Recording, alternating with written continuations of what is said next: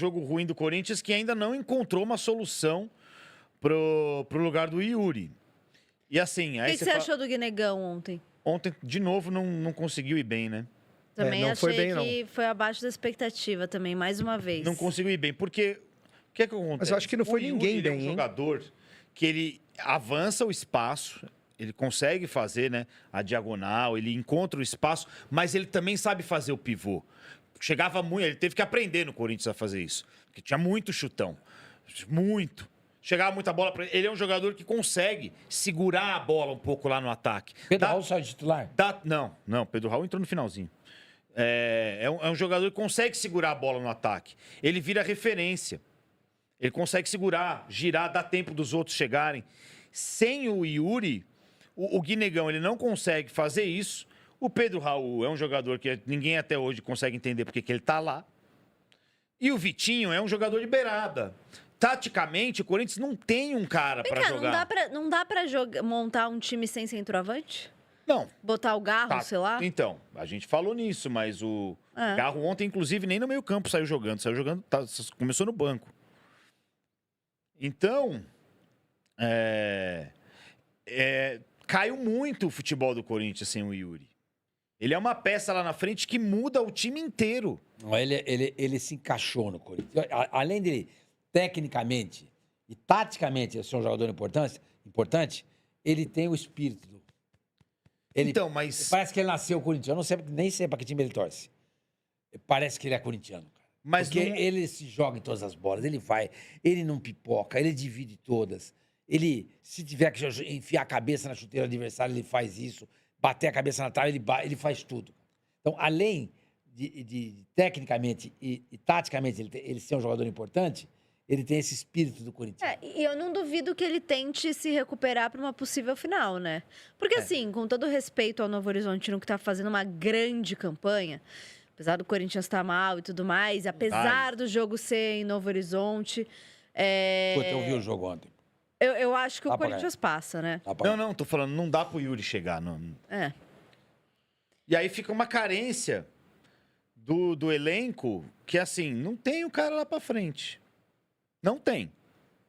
E sem o Yuri, eu não acredito que o Corinthians... Mas quem jogou ontem? O Guinegão. Aquela sua ideia, que eu acho uma ideia bem legal, do Garro, ele... O Garro não jogou nem no meio campo, estava no banco. Então, sim, mas isso ele não passa pela cabeça dele. Não sei, eu acho que não. Ontem fizeram uma pergunta lá pro Abel que eu gostei lá. Qual? A gente não separou, mas que perguntam para ele se não poderia colocar o Arias pro lá. Eu não lembro como é que foi a pergunta. Eu não lembro qual foi a... o cara montou lá uma... Eu não lembro também. Eu vi, mas eu não lembro também qual foi a... Se colocar o Arias no lugar do Alan e o Alan de 10. Ele falou, dá, mas se eu fizer isso, vocês vão me chamar de Pardal, né? É isso, Aí acho que com o Dorival é a mesma coisa. Vai falar, mas se eu fizer isso, vocês vão me chamar de Pardal. O Dorival tem um problemaço na mão com esse time. Tem um problema gigante, porque o Corinthians está mostrando que sem o Yuri não vai brigar em jogo grande.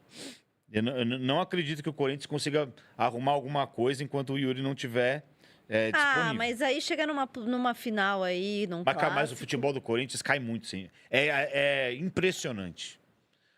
O Corinthians ontem, Isa, a Portuguesa deu mais trabalho pro Corinthians que o Flamengo. Não dá, é outro time sem o Yuri. Torcedor do Corinthians, nunca mais vamos poder reclamar do Yuri, hein? Mas eu acho que o torcedor do Corinthians não reclama muito do Yuri. É porque o Yuri ele faz os gols difíceis e erra os gols fáceis, né?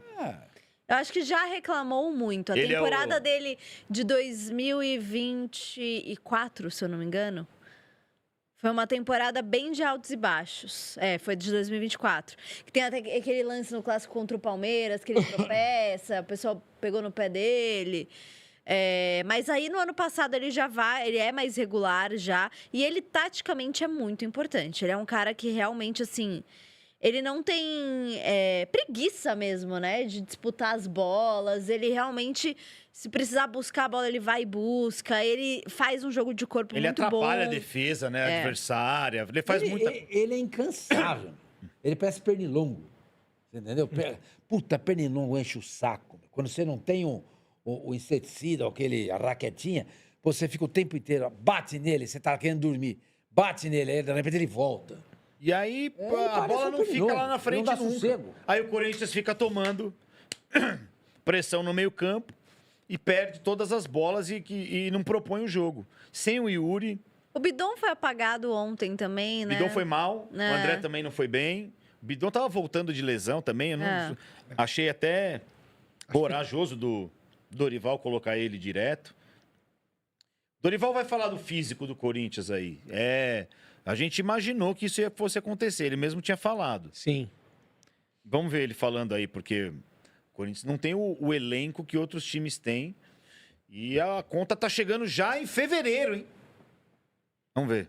Classificou. Dorival, boa noite. Luiz Fabiani, da Rádio Bandeirantes, aqui à sua direita, um pouquinho à frente. Queria acompanhar de perto a situação envolvendo o Memphis Depay e o Bidu. Os dois foram para o banco de reservas, o Bidu com o gelo nos 2 tornozelos e o Memphis Depay com o gelo na região do joelho. Se eles, de certa forma, geram alguma preocupação para a sequência da temporada e se o clube já tem algum diagnóstico inicial do que possa ter ocorrido.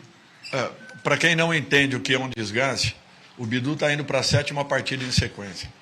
O Memphis, sem que tenha feito a mínima pré-temporada, que nós não tivemos, uma pré-temporada,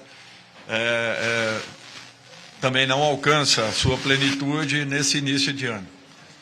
As dificuldades serão ainda maiores daqui para frente. Com tudo isso, o Corinthians foi a equipe, talvez tenha sido a equipe que mais tenha jogado nesse princípio de ano.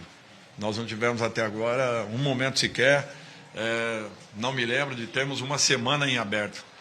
E queira ou não, a todo momento, graças a Deus, a possibilidade de uma decisão. Eu acho que tudo que está sendo, tudo que esteja ao nosso alcance, nós estamos fazendo para que possamos ter a melhor equipe possível a cada rodada.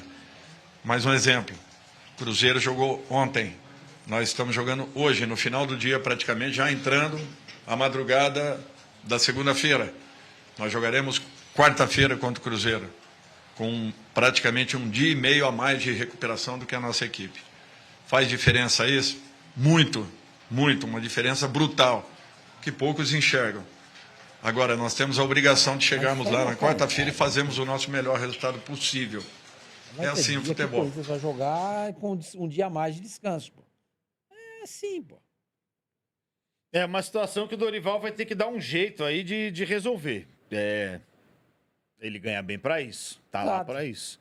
É o que você falou. É o que você falou. Pô, experimenta o garro, treina, não tem tempo para treinar, é verdade. É complicado. O futebol brasileiro é assim. A gente vai ver muito técnico reclamando disso. Muito. E não é só choro, né? É também uma realidade que, pô, é duro pros caras. A gente sabe disso. Mas pra nós também senhor mano. A gente tem que ver o jogo, tem que ver o outro jogo, tem que escrever depois do jogo, tem que gravar depois do jogo, tem que acordar cedo pra estar aqui. Se eu for ficar também vindo fazer o programa aqui reclamando de todos os problemas, todas as dificuldades que eu tenho, não tem programa. Exatamente. Então, Dorival, se vira que nós queremos ganhar do Cruzeiro e queremos ganhar o Campeonato Paulista. Torcedor é assim, não é? Como é que é?